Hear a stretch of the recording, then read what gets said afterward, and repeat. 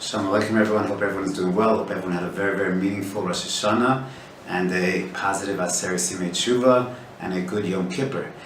We find ourselves now in the days right before Chag HaSukkos. We just finished the intensity of Yom Kippur and now we're moving into the Zman Simchaseinu, but there's certainly a relationship between the two. There's certainly a relationship, a tight relationship between the days of awe of Rosh Hashanah and Yom Kippurim and the days of Simcha that really we celebrate Mitzvah Hashem in the days of Sukkot that are right around the corner.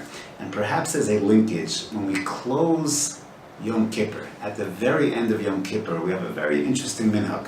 And the minhag is to blow the shofar. What exactly is the source of that minhag? Is it somehow related to Rosh Hashanah?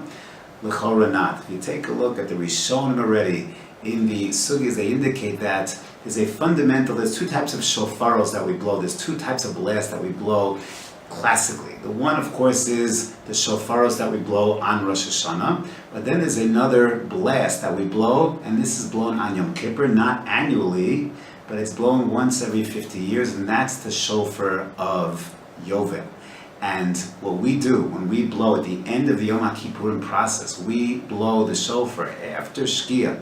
At the end of the day, during that period of Bein HaShmoshos, when we're about to go ahead and begin Mariv, so we blow a shofar as a zecher to the mitzvah of Yovel. Now, the shofar of Yovel was blown on Yom Kippur, but it was only blown once every 50 years. We've lost the specific count of when exactly is our Yovel year. It's not 100% clear. So we blow that shofar, zecher li-Yovel, every single Yom Kippur.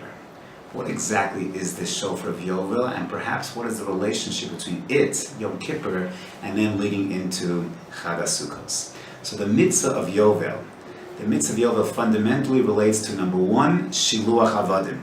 Is an Eved Ivri, was an Eved for 6 years, and then even if he's an Eved Nirtzah, he chose to continue to be with his master, with his Adam, so he's in servitude for the duration up until the year of Yovel, and once the year of Yovel comes and the shofar is blown, then there comes a mitzvah of Shiluach Avadim, Ukrasim Dror, everyone goes free, and there is step number one is the mitzvah of Shiluach Avadim that kicks in the Yovel year, inaugurated by that shofar blast. That's one idea of Yovel. Another idea of Yovel is if I owned ancestral property in Eretz Yisrael, my, if you will, family homestead, that I got as part of my family Yerusha back from the Shvatim in Eretz Yisrael, and then I sell it, I lease it to someone else. So we believe that ancestral property, that homestead is only ours, it is only sold as, if you will, a long-term lease. But during the Yovel year, it returns back, and the original owner has a right to redeem it and retake that property. He has to pay back, he has to pay for it, but it goes back to him. See, what Yovel represents, I think both of these ideas, the theme that is represented by Yovel is that a person returns back to his most authentic self. And that we go ahead and an Eved, that's not a normal state for a Jew to be in servitude to another human being. That's not a natural state for a Jew.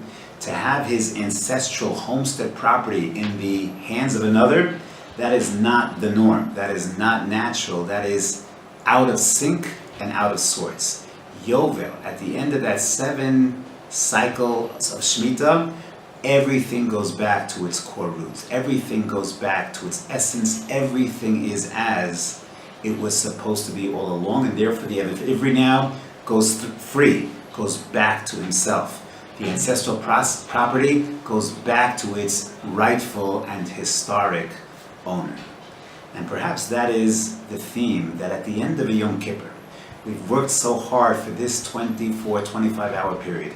We are malach-like. We have become free. We have been unshackled and unburdened by our Yetzer Hara. At the end of the day, if you're doing it right, and I hope you are, you don't feel hungry.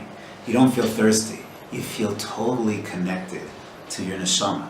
You feel totally connected to your most authentic self. When we cry out at the end of Ne'ilah, the Shemos, Hashem Hu Elokim, Baruch Shem Kavod Malchus Olam Voed, Shema Yisrael Hashem Elokim Hashem Echad, we are at our most natural and most authentic self, and therefore it is a beautiful sign of that idea that we take the shofar for that one last blast, that Yovel sound, where everything goes back to its most natural, authentic, real state. And that's where we are at when it comes to the end of Yom Kippur. We are kula neshama. We have shirked, if you will, the needs of the guf. There's a total sinking of our guf and our neshama, and we become at peace and one with ourselves.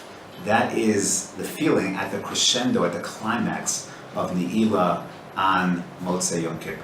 And then we take that, and the first siman in Shulchan Aruch, in the beginning of Hilchos Sukkah, the Ramah tells us, go out and build your sukkah. That happens to also be the very last halach in Hilchos Yom Kippur, creating this symbiotic relationship between Yom Kippur and Sukkot. Right at the end of that feeling, you have that profound and powerful feeling of authenticity, of I am now, my guf and my neshama are in sync. I'm one with myself and of course with the Ribono Shel Olam.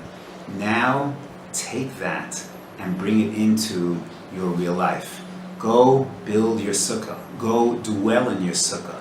Embrace, enjoy, relish that authenticity, that real symbiotic relationship that you have now developed between guf and neshama.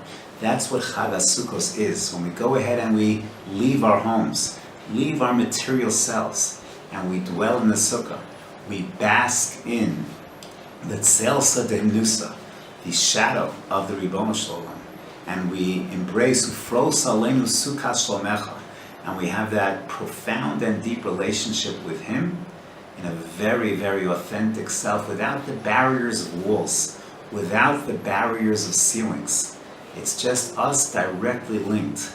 So that's how we're supposed to transition from Yom HaKippurim into the Zman Simchaseinu. And if you want to know the truth, there is no greater simcha than that.